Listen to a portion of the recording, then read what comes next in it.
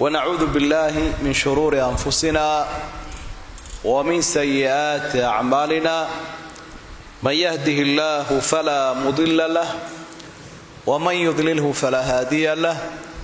وأشهد أن لا إله إلا الله وحده لا شريك له وأشهد أن محمدا عبده ورسوله أما بعد إلهي بين مهدقين سبحانه وتعالى وقهرين iyagu dambaynba mahadaan la soo koobi karaynin idina waa mahadsantihiin wacdigan cidda soo qaban qaabistay iyo dhagaystayaashaba meel kasta joogaan mawduuca la yidhiibay waxa uu ahaa ahlul xalli wal aqdi wa sifaatuhum dadka loo yaqaano magaca ee bulshada islaamka ah kamida iyo tilmaamaha ama shuruudaha ay leeyihiin mawduucu waa laga yaabaa dadka qaarkood inuu ka yar heer sareeyo mawjada aynu ka hadlaynaa oo waa mawduuc siyaasi ah malaa waxa loogu beegaan u malaynayaa isbeddelada siyaasiga ah ee waddanka ka soo socda si loogu beego mowqifka islaamka iyo islaamku wuxuu ka yidhi sidaa daraaddeed waxyaabaha qaarkood hadday dadka qaarkood yara fahmi waayaan raalli bay ahaan intaynu soo dhowayn karnana bal inaynu ku soo dhowayno af soomaali ayaynu isku dayi doonaa ahlulxalli waalcaqd waxa weeye dadka bulshada islaamka waxna u xidha waxna u fura mudanka iyo birmagaydada iyo dadka nindoorka ah dadka ahlul xalli wal aqdi markaynu soo ururino waa ummadda dadka indhaha u ah taariifkooda dib baynu ugu noqon doonaa 8 qodob ayaynu midba wax yar ka taaban insha Allah waqtiga yar aynu haysano qodob waxa weeye mafhuumu ahli al-hal wal-aqd sidee loo fahmayaa ama islaamku u dhigay furuuquhum ma'a ash-shura golaha la tashiga iyo golahan ahli al-hal wal-aqd maxay ku kala duwan yihiin iyo arinta saddexaad oo manzilatuhum fil ummah ummadda islaamka darajadeeday kaga jiraan iyo arinta saddexaad oo ah shuruudaha ay leeyihiin yaa cayimaya shaqadoodu waa maxay tiradoodu waa intee iyagiyo baarlamanka maxaa u kala farqiya ilaa 8 qodob oo noocaas aynu midba wax yar ka dulmari doonaa haddaynu mafhuumkooda ku soo dhowaano magacan isagii waa musdalax ama eray bixin waqti hore baxay waqti hore baxay kuma soo aroorin ahlul xall wal aqd daliilada quraanka iyo xadiidka dhaxdiisa hadaad eegto eraygaas kuma jiro laakiin waxa isticmaalay laba qolo oo aqoonyahankii iyo culimadii muslimiinta kamid ahaa qolo waa qolada loo yaqaan al-usuliyun cilmigan usulul fiqhiga la yiraahdo ka hadla cilmigaas oo waadiciisa iyo cidda aliftayna imaam shaafici waha qolada labaad isticmaalay eraygaas waxa ahaa fuqahada ku hawlan fil fiqh siyaasi fiqiga iyo cilmiga ahkaamta qaybta siyaasadda iyo hogaaminta ummadda culimada ka hadla waxay tilmaamaan dadkii ugu horeeyay isticmaalay waxa kamid ahaa Abu al-Hasan al-Ash'ari أحمد بن حنبل القاضي أبو بكر الباقلاني وحكدبنا آدوسي شرحوك آدوغا هدلي فقها سياسيغا لبدا الشيخ آدوغا هدلا ما وردي إيا أبو يعلى لبدا كتاب الأحكام السلطانية الله يراه علماء قاركود waxay leeyihiin waxay isku dhawaan karaan oo magacani u dhigmaa magaca ulul amr ulul amr oo quraanku isticmaalay al-ulamaa ahlu ikhtiyar ahlu al-ijtihaad ahlu ash-shura ahlu ra'yi wa tadbir erayadaasoo nusuusta qaar badan oo kamid ah ama daliilada ay ku soo arooreen buu eraygu la macno yahay marka la tacriifinayo culimadu waxa ay qaataan tacriifka odhanaya inay yihiin dadkaasi sidaa horeba aynu soo sheegnay masiirka iyo mustaqbalka ummadda waa dadka ka talinaya ahlul xalli wal aqd dhinac kastoo la eego tacaariifta ama tilmaamaha ay culimadu aad u qaataan waxa kamid ah tacriifku ka bixiya ama tilmaanta imaam an-nawawi rahimahullah isagoo oo yiri biannahum al-ulamaa wal-ru'asaa wa wujuh an-nas ahlul xalli wal aqd waxa weeye dadka hormuudka ummadda waa culimada ummadda islaamka marka la taagay culimada kawka ah ummadda gaalada marka la joogana culimada xagga dambe ku jira ama la tuuraa ama ay ku xidhaanba iyagu kaniisadahooda waxa ku soo xiga madaxda siyaasadda hogaaminta ku jira waxa saddexa wujahaa unnaas aw wujuhu unnaas dadka ummadda hortaagan sida madax dhaqameedka maalqabeenka mutacallimiinta cilmiga maadiga ah intaasoo dhamiba waxa la isku yiraahdaa dadka wujuhaa unnaas hormuudka ummadda waa si kala hadaynu dhigno Soomaalidu waxay yiraahdaan waa reer hebeliya laga dilaa Soomaalidan maqal meel la dagaalamayo xayraana bay ahay marka waxay ku leeyihiin haddii la doono reer hebel in laga aarsado yaa laga dilaa macnaa yaa ugu mudan wey de maxaa u soo hariba ama maxay horumari ummadkii ka dhaqaaqay iska dilaya marka reer hebel yaa laga dilaa kolka yiraahdaan dadkan aynu sheegnay bay tirinayaan hadda si mar kalena waxay yiraahdaan dadka birmageydada bay yiraahdaan oo waxay qirayaan dadka noocaas ee indhaha ummadda waa ee haddii la wacdiyayo waaninaya ee haddii la hogaaminayo jahaynaya ee hadday iskhilaafaan midaynaya dadkaas inay birmageyda yihiin oo in la taabta aanay ahayn taana way sheegayaan marka eray bixinteena markaynu ku soo dhawaano waa dadka markaasa inta aynu soo tirinay baa la tirinayaa markaynu noqono taasiilka baabkan nabiyullaahi muhammad sallallahu alayhi wa sallam markii uu doonay inuu ka ambabaxo Maka oo uu taga Madiina iskamuu taginu laakiin waxa uu la tashaday oo la heshiiyay oo soo dhaweeyay dadkii Madiina ahlul xall wal aqd ahaa laba heshiis buu galayo heshiiskii la odhanay bay'atul aqabati al-ula wa bay'atul aqabati ath-thaniya waa laba heshiis oo kala dambeeyayo asxaabtiin reer Madiina ayuu nabigu la galay sallallahu alayhi wa sallam heshiiska waxay nabiga kula heshiiyeen iyagoo reer Madiina metelaya inay nabi Muhammad Madiina ku soo dhaweeyaan haday reer Makka eriyeen oo iyagu nasiib daradaas ay ku dhacday inay ka difaacaan wixii ay ka difaacayaan ubadkooda iyo ooriyahooda iyo adduunkooda intaaba cid ay ka difaacayaan inay nabigii asxaabta la socotana ka difaacaan heshiis buu ahaa waxa labaad aynu ogsoonahay markuu nabigu galayo dagaalada culculus ee cadawga la waajahayo ama dalkiya dadka laga difaacayo wuxuu la tashan jiray ahlul xall wal aqd sida Badr iyo Uhud iyo dagaalkii qaswatul Khandaq riyaadhan ashiru alayya ayuha an-nas wadadkiina mudanka ahaw ila taliya dalkii waa la soo weeraray cadawba inagu soo maqan maxaynu yeelaa go'aanka ay bixiyaan ayaa uu nabigu ku dhaqaaqi jiray sallallahu alayhi wasallam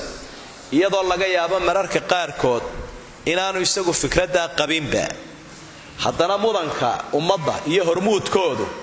waxay soo jeediyaan uu qaadan jiray rasuulku sallallahu alayhi wasallam waxaynu ogsoonahay markii nabi maxamed uu geeriyooday sallallahu alayhi wasallam waxay isu yimi ahlul xall wal aqd dadka ummadda waxna u xidha waxna u fura ee Madiina joogay waxa runtii muslimiinta waxa kamid ah reer Ansaar waxay isugu yimaadeen xaafadii la oran jiray Saqifatu Bani Saa'ida waxay yiraahdeen madaxyeenu ka dhignaa waxay isu yimi asxaabtii waaweynaa ee wasiirada nabiga Abu Bakar iyo Umar ay kamid ahaayeen ee Makka ka yimi iyaguna raayadii la qabay waa la isweydaarsaday aragtiyo mararka qaarkood way kala fogaanayeen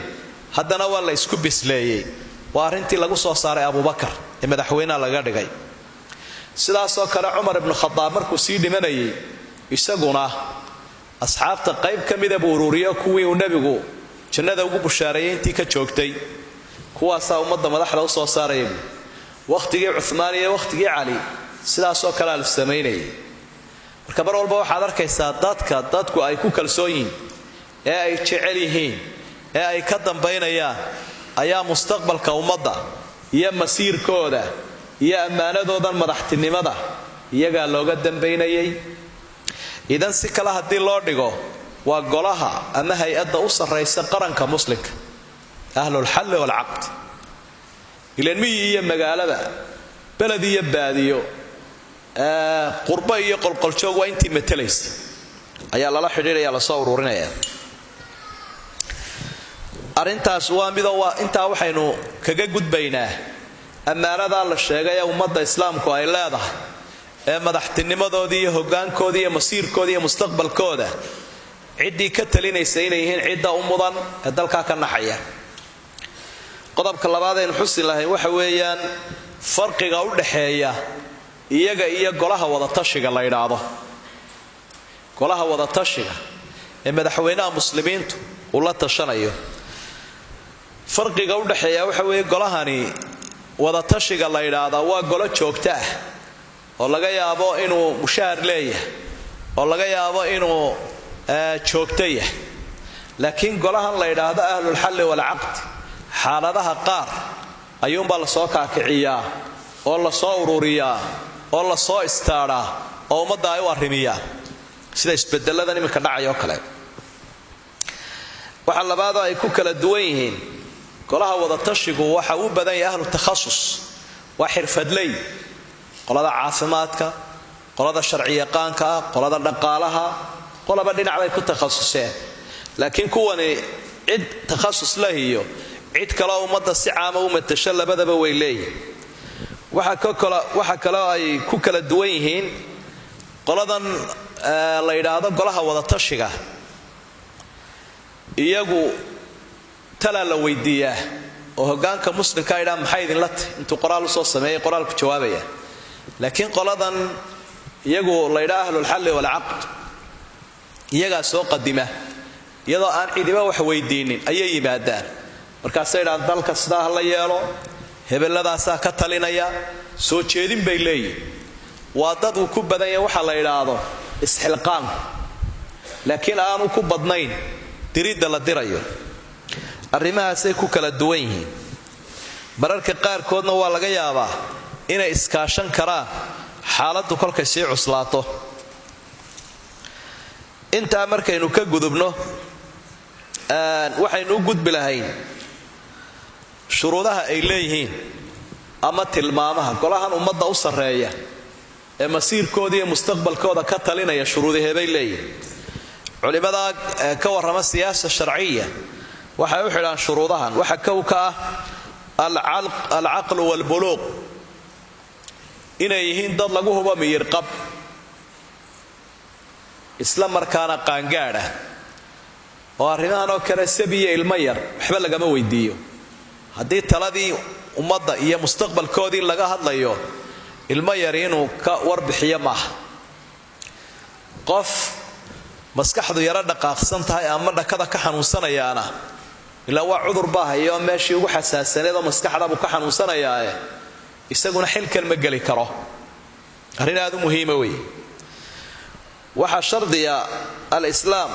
masala la isku waafaqsan yahay inuu yahay qofkani qof muslima reeraheenaba ha ka mid ahaadee mustaqbalkeena iyo masiirkeena ka talin maayo mid sheeganaya inuu Kristan yahay ama Yahuudi lagu og yahay ama munaafiqnimo lagu og yahay ama shisheeye inuu ka dhaxadlayo oo harkacayo danteena kaasi ka talin maayo iyo diinteena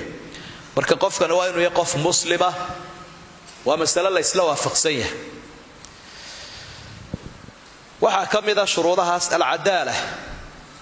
mustaqbalka ummadda inta ka talinaysa waa inuu yahay qof caadila عادلكو وصاحب الاستقامة والاعتدال وقف وجهرين بإلهي حقي سيسيه سبحانه وتعالى وده إلهي عباديست وأن لقوا قونين بان تيان دعلعه تارك الصلاة لماذا إنه عبادوين كفر الكائس كجتجه بان تشاجه وحا ومضى بابا وحا صار وينه كفر هذا dembiyada waaweyn iyo kuwa yaryar joogtayntooda labada waa inuu ka fogaadaa arrimaha aad u adag weey marka ninka arrimaha Ilaahay meel dhiga ku tiiriyay kuweenana waynu ku aamini karayna hadduu Ilaahay ba arrinkiisa ka soo dulbooday inagana har inoo jiidi maayo cirbuhina goynaya ka Ilaahay ka xishoon waaye maad u malaynaysaa inuu adiga xaq ku siinayo maya marka caddigaas waa ka عدل الرواية عدل الشهادة ترى عدل الرواية وعدل الشهادة الله وضع شرطيبه وإسراعي واحد شرط علمي جوح اللوجات شذا الدين تين وحكاية قانو إلا مصير مداد بالغت علينا يوم مدة مستقبل كذي إنه أقون دين هذا أساسه وحكم يسامل ليه هذا دونا من أهل الاجتهاد بيو كم الدقاني قال هذا حلال كواوين أما مسائل كواوين كده ذالية لكن أقوى شرعية وين لي وبرهتو كتلنا يا سياسة إسلامك السياسة وحو كيدي وين وحكي قانا أرنت أسنا شروطها كمتاي شروطها وحكم إذا الرأي والحكمة إنه كم إذا يدتك لو يقانا عقلك ذاتك قارك إلهي عقلك كمسي من بني آدم حكمة دنا ويكوك للدوين قف بإلهي وحبوك أرساقاه dadka qaar kood baa waxaynu naqaanay isagoon xoolo lahayn xilna haynin xoogna lahayn ayaa la yiraahdaa hebel inoogu yeedha miya magaalada waa laga yaqaana waa saaxiib ra'yi bayna kartu inoo gali karaya arrimaheenu ayuu isu dhadhaweynaya islaaxinaya arrinku meeshiisa dhigaya war aqligiisa hebel lagama maarmee shirka inuu joojino waday meel iska maray Soomaa بيبابو جوغا ama magaalo ku maqanya war maxay idin ka maqan reer hebel baan sugaynaa oo muxuu yahay waa saaxiib ra'yi bay kulay marka aqligu wax ajaayib weey waxyaabaha umadaha lagu kala hago ayuu kamid yahay Ilaahay umadaha ugu nicmeeyay shuruudaha waxa kamida ashawka in bulshada dhexdeeda uu ku leeyahay qofkani miisaan oo sida madax dhaqameedka kale waxaynu naqaanaa hadii la diido nin waliba reerkiisu goosanaya nin wala qabaayil ku gorgortama buu leeyahay reerkiisa iyo colkiisa iyo gaas dhagoolihiisu soo kicinaya marka waa inuu leeyahay awood lagaga haybadaysta qofkani hadduu culimadii oo kale yahay minbar ku fuulaya ummadan buu jahaynaya oo mudaharaad samayn kara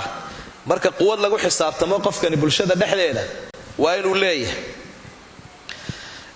al-khibratu wat-tajriba khibrada iyo waa laga maarmaan qofkani inuu dhacdooyin badan u soo joogay oo qofka arrinkiisu cusub yahay ee waaqica ku cusub iyo qofka bulshadan waaqiceeda yaqaana iyo soo jireenkeeda isku mid maaha waxa la yidhin baa bulshadeena kamid ahaayo caaqil buu muddo dheer ahaa wuu yara daalayo inankiisii buu ka dhigay caaqil uu anigu daalaya bal halkii ka sii wad inankii arrin kasta oo uu galaaba qabyo noqdaa waxba way ka dhamaan waaye hadday reerka gudihiisa tahay iyo haddii reeraha kale markay isqabsadaan ay tahayba wuu yaabayo aabihii buu ku soo noqdaa wuxuu yidhi meeshii way igu soo indha adag tahay aabba sidee baad u xidhan jirtay wuxuu yidhi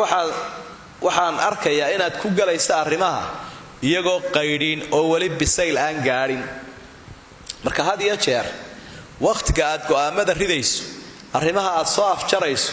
waa inay gaadhaan heerkii bisaylka. iminka midhaha iyagoo ugu riyoon weli bislaan haddii aad cunto soo caloosha ku xanuumayso waanaad ku merganaysa waanaad ku silanaanaysa. marka arrinka waa la warwareejiyaa, waa la bisleeyaa, kolba dhan baa la iska taagaa, shilintii iyo qodaxdaa laga guraa, waa la lafaguraa. kadib marka uu u dhowaado in uu bislaadee la kufinayo ayaa qaraarka la ridaa buuri adiguna horaad u soo fadhida wada qadimanta waxba kaa dhammaan maayaan dadkoo weli buuqayaad qaraar ridaysa. waa khibrad iyo tajriba. arrintaasina aad bay muhiim u tahay. shuruudaha waxaa ka mida markay culimmadu tafsiilinayaan almuwaadana. muwaadanadu waa aliqaamatu fi daari lislaam. qofkani inuu dalka muslimka joogo ee madaxda loo xulayo ee mustaqbalkiisa laga talinayo. hadduu yahay qof ku maqan debadaha wadamada gaaladaba miciin biday iyaga la degay oo yidhi waryaadheen waar anigu waan tashan kari waaye ii taliya. dadkeennan qaxoontiyada isdhiiba soomaad arag. isdhiibidda macnaheedu waxa weeye qofku intuu garoonka istaago wadamada gaaladana ka dego ayuu gacmaha taagaya markaasaa wuxuu odhanaya waan isdhiibay. macnaheedu waxa weeye waan talin kari waaye, waan tashan kari waaye, aniga ii taliya. markaasaa la odhanayaa maqsinkaa fadhiiso oo dhakhtarkaana dawada ka qaado, halkaana bariiska ka cun. dee ninkaa isagu tashan kari waayey inaynu nidhaahno kaalayo adigu noo tali meesha ma qabato. markaa waxay culimmadu ku daraan fiqa siyaas ka hadlaa muwaadanada waxa la yidhaahdo. sidaa daraaddeed baa beryahan dambe waa shardi wanaagsan shardiga ah inuu qofkaasi waddanka joogo ama baasaboor shisheeye aanu lahayn ayaa xeerarka mararka qaarkood lagu daraa. fiqiga siyaasigana wax lagu dari jiray buu ahaa. waxaa kale oo culimmada ay ku daraan shayga loo yaqaano alwarac, ama inuu yahay qof xalaal miiranaya. iska daa inuu xaaraan u badheedho, laakiin waxyaabaha laga shakiya xalaal iyo xaaraanka uu yahay xaggaasuu iska dhigaya. maanta waxa iska badan aakhiro danteedae maxaan ka dibiraa soo maaha. taasaa dad badan ku jirta oo majaalka iyo meelaha hogaaminta waar wuxuu doonaya haadee wax la liqa ma haysaabay maraysa, xoola uun ma shaqaystaa. culimmaduna waxay shuruudahan ku daraan dadka mustaqbalkooda ka talinaya inuu warac leeyahay. warac wixii uu ka shakiyaba iska daynayo. kol haddaynu xalaal iyo xaaraan u kala garan lahay adeer halkaa iga dhig, hadduu hadal yahay iyo hadduu go'aan yahay iyo hadduu waxuu cuno yahayba. intaa marka laga soo gudbo oo maanta aynu odhan karno dee waa waxaynu u baahannahay arrimahaasoo dhammi. waxa aynu ka cabanaynaana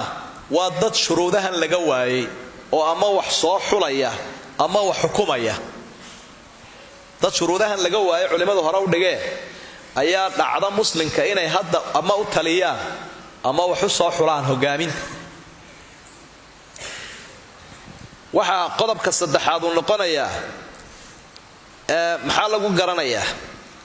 ama se yaa soo saaraya ahlulxalli waalcaqd. hay-addan qaranka u sarraysa ee mustaqbalkiisa jihaynaysa iyo madaxtiisana soo saaraysa yaa cayimaya. qolyaha qaarkood waxay leeyihiin madaxweynaha muslimiinta u sarreeya cayimaya inta uu joogo. qolyo kale waxay leeyihiin ummaddaa dooranaysa. doorashadaasi ama toos ha ahaato ama ha dadbanaato. labadaa arrimood bay jiraan. qayb saddexaad baa waxay leeyihiin labadaba waa la ysku darayaa oo ummaddaa la weydiinayaa, gobolkan baa la weydiinayaa waaryaa arrimihiinnu ay ka go'aaneen jeceshihiin arrinka ummadda inuu ka taliyo si caamaa loo weydiinaya. kolkaa way soo saarayaana waxay leeyihin hebel iyo hebel iyo hebel iyo hebel ummaddii acyaantoodii bay soo saarayaan. cidda maamulka ummadda u haysa wakhtigaana saxeex bay raacinayaana waxay leeyihin waa sax, ma diidi karna waxay ummaddu cidday soo doorteen ee masiirkooda iyo mustaqbalkooda ka talinaya.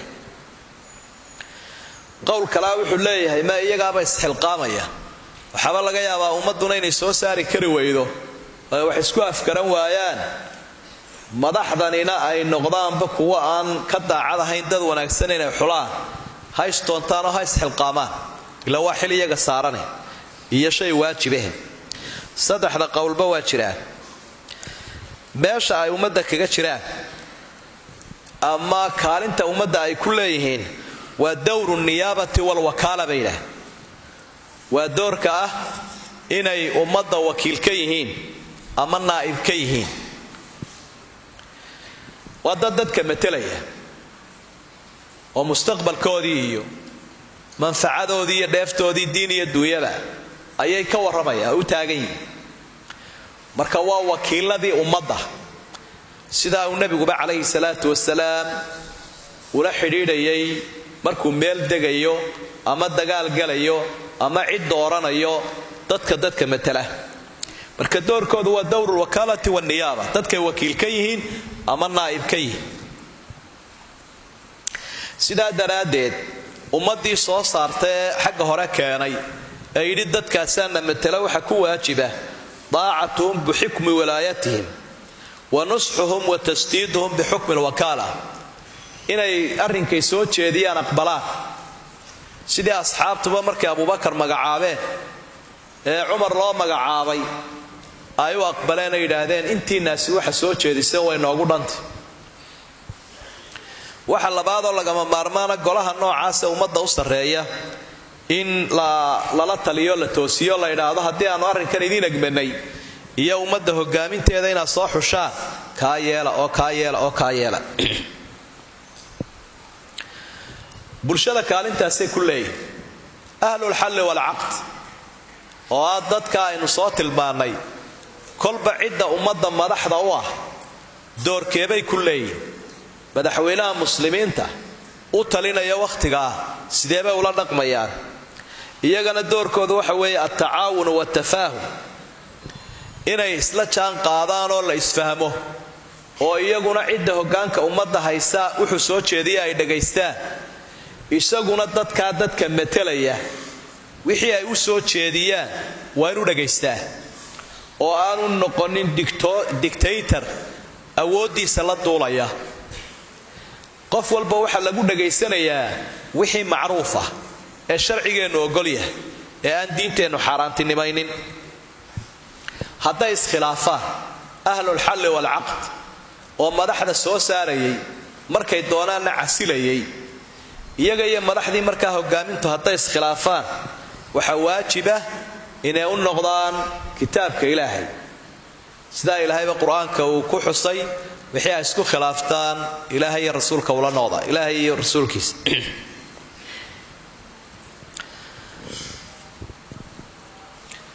waxa markaas aynu soo gudbi lahayn qodobka lixaad oo ah wadaa'ifkooda iyo shaqadooda hay-adan ummadda u sarraysa ee berigii hore loo yaqaanay ahlulxalli walcaqd casrigan iyadoo sidaa u taagan ma jirtee shaqooyinkooda waxa weeyaan waa wadaa'if cilmiya waa dadkii ummadda indhaha u ahaa dhinaca aqoonta markaa wixii kolba ummadda islaamka ku soo kordha ee loo yaqaano nawaasilka waxyaabahan hore loo aqoone soo biira ugubka ah ayay ka arriminayaan waxaa la leeyahay dalkii waxaasaa ku soo kordhay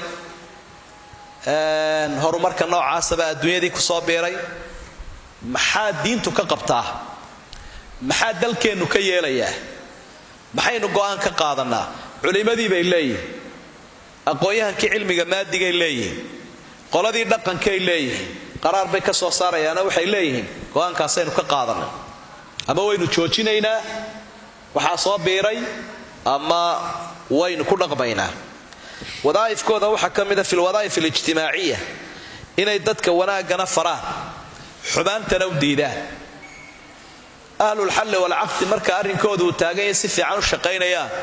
bulshada dhexdeeda xaaraan iyo xumaan laguma faafiyo shay dembi iyo munkara dadku iskama doonaan oo ma doortaan waajibaadka lama fudaydsado iyo waxyaabaha muqadaska ah kaalintaana way u taagan yihiin waxay u taagan yihiin inay ilaaliyaan fitnada ummadda ka dhex qarxaysa qabaa'ilka iyo kooxaha iyo bulshada islaamka iskhilaafa inay islaaxiyaan dhexdooda oo suluxa waxa la yidhaahdo ahlulxalli walcaqd ayaa isu taagan iminkaba markay wax dhacaan waa innagan idhaahnaa waa dadkii dadka wax u xidhayay wuxuu furayay hal la dooro salaadiintii iyo culimadii iyo madaxdii dhaqan hal la raadiyo ayaynu ilaanaa reer hebeliyay dhageysanayaan dadka hal la dooro idan waa inay isu taagaan arrintaana si ay dadka u mideeyaan islaaxu daati albayn waxyaabaha wadaa'ifkooda waxa ka mid ah wadaa'ifka aynu ka soo hadalnay ee siyaasiga ama shaqooyinka siyaasiga ah shaqooyinkaasoo isugu jira ikhtiyaaru limaam hoggaanka ummadda u talinaya madaxweynaha inay soo saaraan mutaabaca inay ku sameeyaan oo ay dabagalaan qofkii la doortay dalkii si wanaagsan ma u wadaa diintii ma ilaalinayaa daacad ma u yahay iyaga ma u danaynayaa mise waa dawdar ka danaysanaya iyaga taana mutaabacay ku samaynayaan nusxi bay samaynayaan nusx lilxaakim qofka hoggaanka oo ummadda u ah iyadoon uba yeedhan oo aanu la talinin halkiisay ugu tegayaan sidaa yeel sidaa ka dah khadkaa cas ee ay u dhigeen hadduu soo dhaafana waa dadka isaga caslinaya oo waxay leeyihiin niya wixii aanu kuu doorannay iyo diin iyo dal iyo dad wixii u danahaa maad yeelin shisheeyaad u danaynaysaa adigaa danaysanaya saacaddaa laga bilaabo waanu kaa qaadnay xilka ilaan ahlul xalli waa dadkii wax furayay cidday u garan waayaan ahlul caqd waa dadkii wax u xidhayay marka ciddii markii hore saaray weeye waa waxaana iminka gaaladu baarlamaanada ay yidhahdaan impeachment baa qofka lagu qaadayaao madaxweynuhu hadduu xilkiisa gudan waayo ama distoorkii qaranka jebiye ama arrimaha noocaasa sameeya arrimo hore loo qoray xilkaa laga qaadaya marka farqiga udhexeeya baarlamanka waynu sheegi doonaa laakiin halkaana iyagaa isu taagaya shardibaa laakiin taa ku xidhanoo xilka qaadistaa haddii fitno ka weyne aanay ka dhacaynin wey oo haddii balaayo ka weyne ay dhacayso oo ka door bay wadeena ka dar ay dhalayso waa si kalea looga gudbi doonaa markaa oo dee waxaa la doonaya in wax la saxo in isagii dhibkiisii la joojiyo marka hadday ka darayso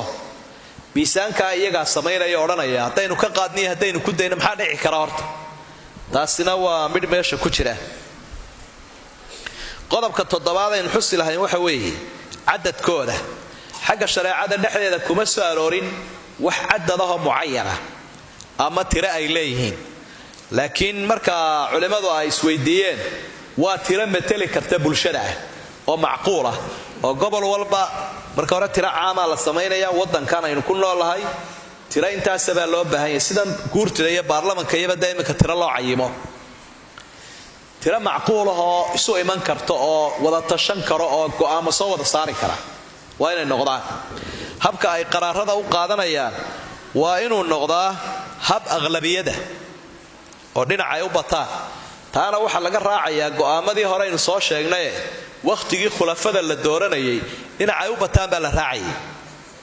haddaanu shareecada khilaafin markeeda horebana golahani wuxuu u taagan yahay ee ugu weyni waa inuu ilaaliyo diinta ilaahay iyaga laftigooda hadday iskhilaafaan golihii ahlulxalli walcaqdiga ahaa ila waa bani aadam arrin culus bay ka talinayaa maxaa la yeelayaa aqlabiyaddaa la eegayaabayne laakiin hadday iskhilaafaan culimmada iyo inta kale culimmadaa la rajaxayaa waayo culimmadu waxay wax ku miisaamayaan xalaal iyo xaaraan saxiix iyo faasid kitaabkii iyo sunnadiiba wax ku miisaamayaan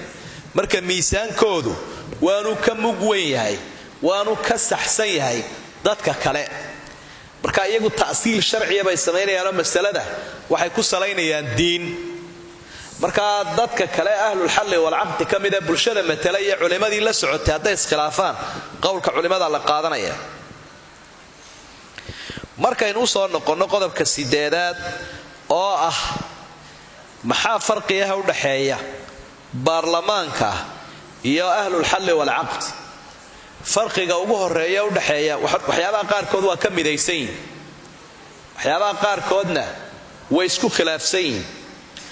waxyaabaha ay iska waafaqsan yihiin waxa ka mid ah labada qoloba waxay u taagan yihiin inay dadka matalaan oo nidaamkan baarlamaaniga ah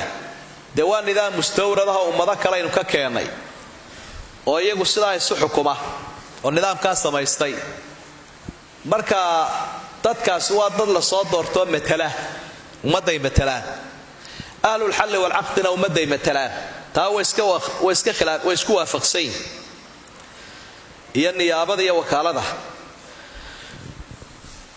waana laga yaabaa mararka qaar kood baarlamaanka shuruudaha loo dhigo ee ummadaha nidaamka baarlamaaniga dhigtay ay u dhigaan ahlul hal wal aqdina way leeyihiin shuruudaha in soo sheegnay qaar kood laakiin waxay isku khilaafsan yihiin shuruudaha qaar kood oo islaamnimadii way isku khilaafsan yihiin oo daa ummadaha baarlamaanka dhigtay iyagu shardi uma dhigaan inuu qofku muslim yahay inuu diinta ku toosan yahay ku dhaqmana shardi ugama dhigaan inuu cadaalad leeyahayna waxba shardi ugama dhigaan inuu xalaal biirto waxba shardi ugama dhigaan isagoo khamrigiisa iska cabaya oo sinadiisa iska wata ayay soo doortaan u galaa u fariistaa waxay isku khilaafsan yihiin oo asaasi ah habka u qaraar qaadanayaan ahlul hal wal aqd markay qaraar qaadanayaan marjicoodu iyo halkay u laabanayaan waa kitaabka Ilaahay iyo sunnada nabiga oo awoodda u sarreysa ciday ka qaadanayaan waa Ilaahay quraankiisa iyo kitaabka baarlamaankuna awoodda waxa ay ku qaataan inay shacabkooda ay matalayaan waxay doonayaan ku xisaabtamaan gaalnimo iyo islaam faasidnimo iyo salaaxnimo xumaan iyo samaan mujtamac ay matalayaan wuxuu doonayo taasay markaa ku xisaabtamayaan kadibna ay shuruucdooda ku salaynayaan si kale hadii loo eego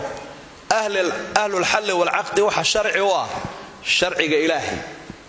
baarlamaankana waxa sharci u ah qaanuunka gacmooda ku qoreen miyay isku dhow yihiin wala ba qolo aad u kala fogay qolo waxay leeyihiin xeerkaas aynu baas garaynaynaa bal ha loo codeeyo intoo laga doodo lama se oranayo war diinta mi waafaqsan mise uu khilaafsan lama oranayo xagga nidaamka baarlamaaniga laakiin waxa la oranayaa ummaddu way soo dhaweysay ummaddu waxa ay doonaysaa ummadda waxa ay ku metelaa inaguna sidaas aynu u badanay hala go'aamiyo ahlul hal wal aqdina waxay leeyihiin war waxaas mushkiladaas jirta go'aan bay u baahan tahay maxaynu ka yeelaa diinta Ilaahay muxuu doonayaa Ilaahay muxuu diidan yahay diintu maxay tiri halkaas laga galay waa faariq aad u weyn aad u kala tagsan baalin dhaweyd baa waxaan eegayay nin sheekha wuxuu ka warbixinayay mushkiladii u horeysay Soomaalidu meelaha ay ka bilaabantay markaas wuxuu 60kii markii la isku darsaday nin daaweyn buu ahaa dadkii golaha waqtiga fadhiyayna wuu la kulmay oo waraysigu ka qaaday markii 60kii la isu yimid dhinaca koonfureed iyo waqooyi ayaa sanadkii u horeeyay dawladnimadii la asaaso waa la dhiso waa la isku hagaajiyay 61kii baa waxa la yiri haddaba distoorkeenu muxuu noqonayaa baarlamaanku wuxuu abuuray 123 qof nin kamida baa hadlay markaa wuxuu yiri meesha hadii aan la is aftuubaynin oo xorriyadi jirto sharcigeenu ka islaamka ma noqon karo annaga diinina ma dhaqi karto hadaan Soomaalina ninkii baarlamaanka haystay ayaa wuxuu yiri warwarka ninkaas sheegay aad ma loo maqlayaa ha mar labaad buu ku celiyo wuxuu warkiisa aad ma u fahanteen ha oo muxuu yiri diinina ma dhaqaysay hadaan la is aftuubayn haddaba hadalka badin mayne hadaa fahanteen cod baan gelinayaa hadalkiisa inta taageersanay gacanta taag inaan diinta Ilaahay distoor la inooga dhigin boqoliyo waxay ahaayeen buur 320 gudoomiyihii waa kan isagu arrinka soo ciyaarsiinaya marxabaysiinaya ee kubadda soo salaxaya 120kii waxay u codeeyeen inaanay diintu xal ahayn laba nin baa soo haray oo goboladii waqooyi bariga la oran jiray ka tagay nin sheekh buu ahaa asar buu ka soo baxay nin kalena saaxiibkii ahaa oo taageeray ninkii sheekha wuxuu ismaan lahayn 120 nin oo Soomaaliya ummadii soo dooratay ayaa maanta ridda iyo diinlaan isku waafaqaya way sadacday war ka daayo Ilaahay toobad keena way diideen ninkii kalena wuxuu war ka daaya sanduuqiibu ku fadhiistay lagu codeynaya madooba ee diinta lagu diidayay waxa la hadaad ka kici weyda sanduuqa askarta dibadda joogtaan kugu yeedhi sidii baa laga riixay waa distoorkii markii dambe culimadii qaarkood ay yideen waa yahay wadaad dambood cuntaa waa kaawalle distoorkii la qoray barigaa weey halkaas horta khadka Soomaalida inkaarta u weyn iyo carada Ilaahay halkaasay kaga soo bilaabantay waxaan uga jeednaa dadka in fara badan oo kamida iyo dadka buuga soo qoray iyo dadka mustashaariinta waxa la talinayay qolana xagga Ingiriiska ka socdeen oo soo tababaray qolana Talyaaniga khubaradii meesha maraysay waxa rag gacmaha lagu soo sameystay in badan oo kamida qaarkoodna jahli baa iska hayay oo dhagtun baa loo saaro waxa la yiri imika xornimo aynu qaadanay adduunyadana qayb baynu ka noqonaynaa distoorkan casrigaana waa la qaatay ilbaxnimaduna sidan ay ku jirtaa inaynu adduunka qayb ka noqonaana waa ku horumaraynaa warku waa sidaas hebel oo la soco waa hebel badow oo reerkiisu uun miyi ka keeno la soo doorto sidaas markaa mushkiladu ku dhacday idan marka ahlul hal wal aqd oo ummadan muslimiinta masiirkooda ka talinaya iyo andimada casriga la doorto faariqa weyn oo dhaxeeya waxa weeye marjicooda iyo masterkooda iyo waxa wax lagu salaynayo markaynu soo ururino waxaynu ku soo ururinaynaa inagu ummad islaam baynu nahay waxaynu u taaganahay amaanada aynu ilaalinayno inay kow ka tahay diintu amaanada aynu ilaalinayno waxa kow ka ah diinta Ilaahay oo fiqiga siyaasiga marka culimadu ka hadlayaan waxay yiraahdaan waa xiraasatu diin wa siyaasatu dawlati bid-diin waa in diinta la ilaaliyo dawladana diinta hogaamiso casrigan aynu joognana waxa la yiraahdaa faslu diini aan dawla umadaha shisheeye waxay yiraahdeen waa in diinta iyo dawladda la kala saaraa oo qaanuunka ama nidaamka ummadda xukuumaya diinta laga durkiyaa oo dadku ay isku dhaqaa waxay doonayaan marka waa laba arrimood aad u kala fog idan waxaynu leenahay aragnay xeer qabiil oo la isku soo xukumo shuuciyadiina aragnay tii shisheeyahana aragnay xalku waxa uu ku jiraa dadka ummadda horkacaya ee amaanadan ka dhaxaysa hogaaminta u ilaalinaya inay amaanada ku ilaaliyaan amaanadii ka weynayd ee ifka aynu nimi inaynu ilaalino oo diinta Ilaahay markaas aynu ku soo gabagabaynaynaa ahlul hal wal aqdina waa dadka wanaaga ku matalaya samaha waxay ku matalayaan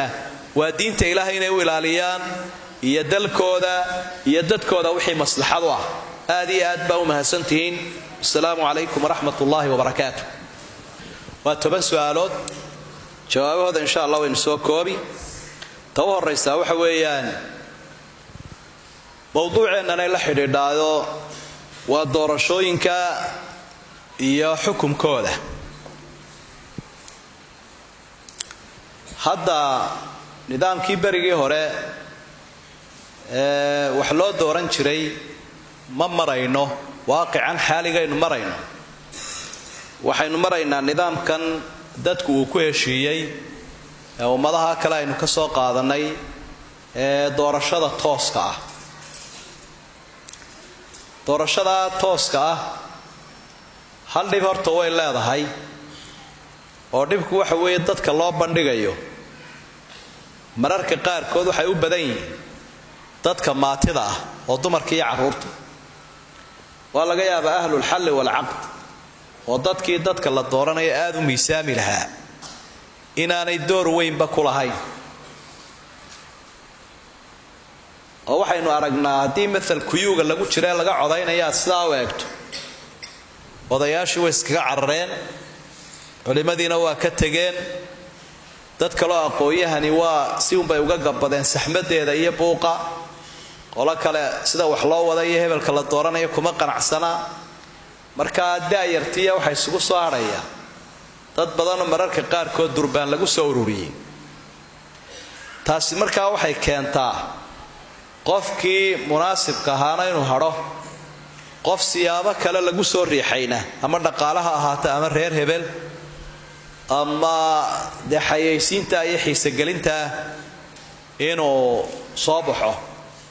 qofkii mudnaana u haro qallooca kale jira waxa weeye بريها هور أهل الحل والعقد مركي دتك كلا سارا حلقة يا هبل أن دون ينبع لورن شري هذا صاقع هذا دتك وذي كره هبلو ده هو قام أنت عام كاتاي هتاي قلاياش تاي هذا حل كان قباء ولو جرنش إما كانت قف كتب يحيلت يحوق يحرفذ يحلو وحيبا استجيب أنا ها هنا بقول أنا ويكن بيواي بريدة إيه سارة أنا جاي الريحة توين وقران كرينا قف أنت صو أراد كشرة إن أنا ودتك ودنين نين بي وبضنت أنت ودتك ودنين يسايس لا وحبت باريس ما بضنا ودتك لما وضع عن بارية لكن وحي وبضنت هاي ودتك إنا يوارك يا وحنينو مغنمي هاي أو أنا مغرم هاي وعلى رحلك ومضى كبحيا ومغرم لكن مغنم معها مغرب وحوي وحد كوجش يوبيس وحلقا ويدينيو أتكوفا شيل مكرته أتكمل رجان كرتا آخره لكن ما هو مغنمة قريبة له رماها يا وحلقوا فاره وقفك لقوها مبليايو سداد رادد با نبي صلى الله عليه وسلم وحولها مدحت النمذات با وجد ذلك وأوكان بين قرين يسعى لكن maalinta qiyaamaha nadaamay noqon doonta wax laga murugoodo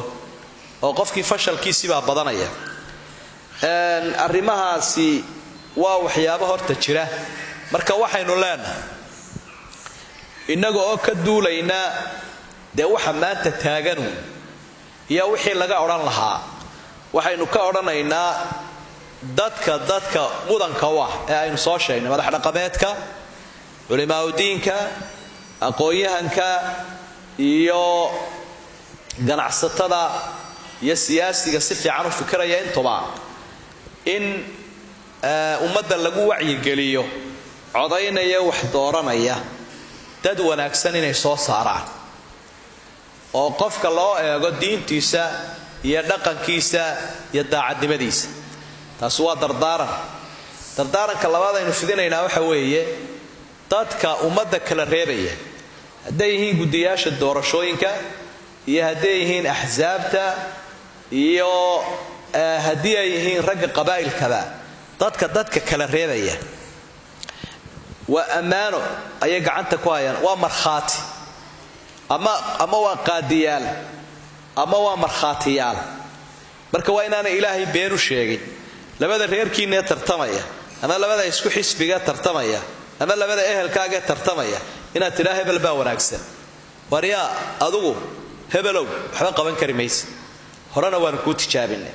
adeer iska khayr Allah ku siiyo dadka tan uma yihiin marka mujaamalada iyo warwareeg iyo beenta la isu sheega adun bay kugu soo noqonaysa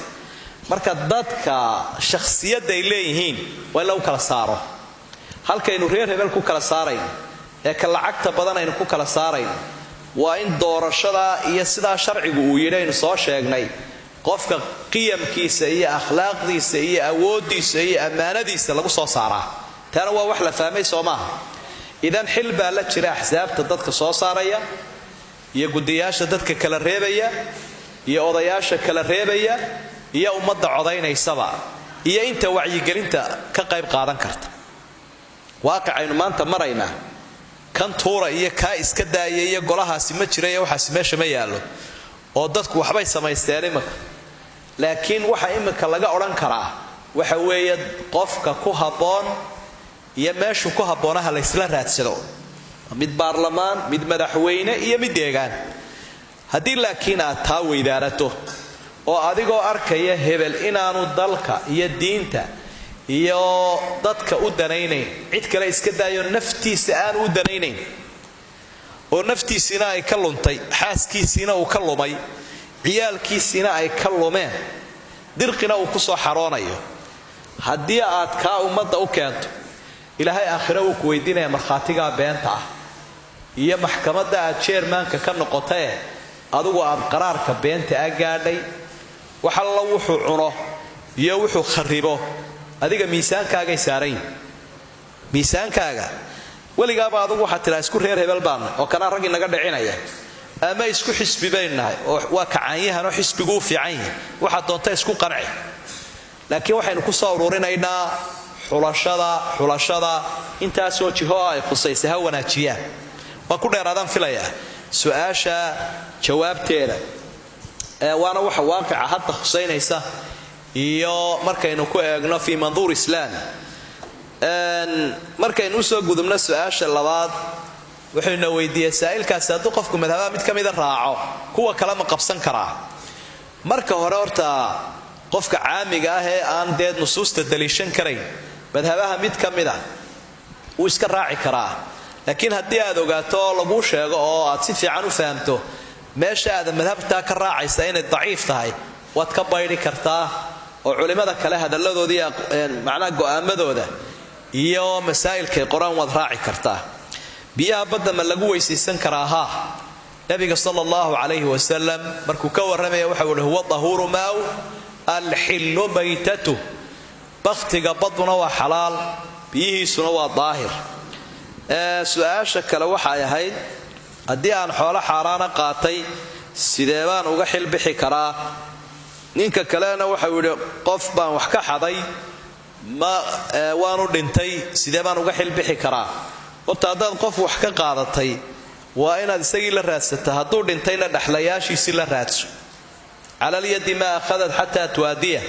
gacan walba waxaa lagu leeyahay wixii ay qaaday ilaa ciddii lahayd ay u celinayso. ha is odhanin waad ku ceeboobiye ka warwareeg, ceebta aakhira kaaga daran. laakiin hebelkaa dhexlayaashiisii gaadhsii. haddii aanad garanaynin dhexlayaashiina sadaqo waad ugu bixin kartaa. qofka xoolaha ummadda wax ka qaatay ee madax ahaaye boobay ama mujtamacaba ka mid ahaa si aan sharci ahayn u qaatay waxaad ku xilbixi karaysaa inaad xoolihii ummadda u celiso. oo sidee loo celinayaa? haddii kii aan u geeyee meesha maamulaya laftiisuna uu iska sii cunayo danaha guud baad gelinaysa. wadooyinkaad ku dhisaysaa, malcaamadaad ku dhisaysaa, iskuullaad ku dhisaysaa. xoolahan ummaddaa lahaydee ummaddii u celi oo danaha guud baad ku bixinaysaa. oo waxaa dhacdaa dadka qaarkood baa guryihii dowladda iska qaatay oo dhulkii dowladda iska qaatay oo laga yaabaa inuu yidhi haddii aan waxaa la isiinin dee ma sii daynayo,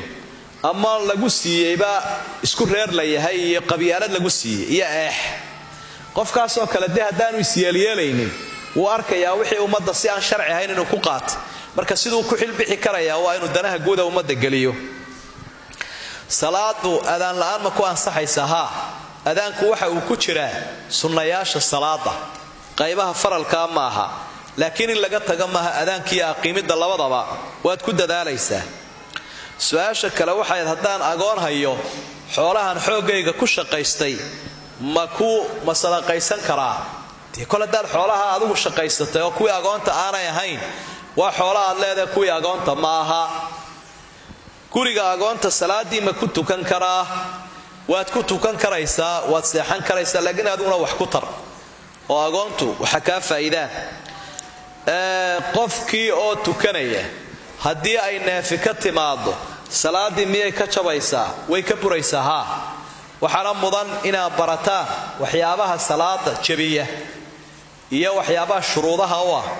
iyo waxyaabaha arkaanta u ah, tirarka u ah, iyo waxyaabaha sunnayaasha u ah, iyo waxyaabaha aadaabta u ah. hal cajaladood saacad dhegaysato ayaad ku baran karaysaa. markaa foosta gullaha dhaaminine cibaadadaad gudanaysa cilmigeeda yeelo. su-aasha kale waxay ahayd hagbad baan qaatay, meeshaan ku bixinayana been baan ka sheegay, maxay noqonaysaa? kol haddii aad adigu xaqaagii qaadato wax kale aanad boobin, beentaad sheegtayna ilaahay baad uga toobadkeeni.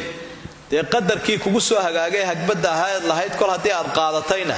bala ma jirto. laakiin beentaasun ha u noqonin, hana caadaysanin, ilaahayna uga toobadkeen. faa'iidada baananka iyo sida uu dee u soo dhigay waxay ahayd in qofkii wax la saaro waxa keliya xalaal ku noqon kartaa dee nidaam sharciya in la raaco, ama mudaaraba ama mushaaraka ama muraabaxa. iminka waxay u badan yihiin baananku inay muraabaxa bixiyaan. muraabaxadu waxa weeyaan inaad codsi u qorto baankii oo aad tiraa gaari ha la iibiyo, guri ha la iibiyo, jagaha baanku ha iibiyo. markaa dalabkaa waa kaa aqbalayaa baanku, wixii aad codsatayna waa lagu iibinayaa. macaashna wuu ku saarayaa laakiin goorta iibka aad saxeexaysaan waa markuu baanku soo iibsado gurigii ama gaadhigii ama jagadii markuu isagu soo iibsado u yeesho kadib waa adiga kaas iibin karayaa waxaan sax ahayn baanku inuu heshiis kula galo wixii aad codsatay wuxuu ku saaraya heshiiskaala galo iibna kula dhammeeyo isagoo weli soo iibsan taasi sax maaha marka qadiyadani lacag cadaan oo la isamaahinayo maaha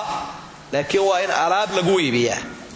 amaah noqon maysa beec bay noqonaysaa marka wixii laga iibiyey ayaa lacagtiisii marka lagu amaahinaya waxaynu leenahay marar badan baa waxa nidaamka gala qalad xagga fulinta ah oo iyadoo oo nidaamka u yaala saxan yahay banki ayaa dadka ka shaqeynaya fulinaya ay farsamo xuma ka timaada marka taana in la iska saxo culimada aad loo weydiiyo baan waliba waxa uu leeyahay gudi la talin oo shariicada culimada ah ayaa aad iyo aad u muhiima إلها سين كسور لهين جزاكم الله خيرا وبارك الله فيكم وأحسن الله إليكم وتقبل الله منا ومنكم صالح الأعمال تنبغي أن الله ناف كي والد كأن الله ناف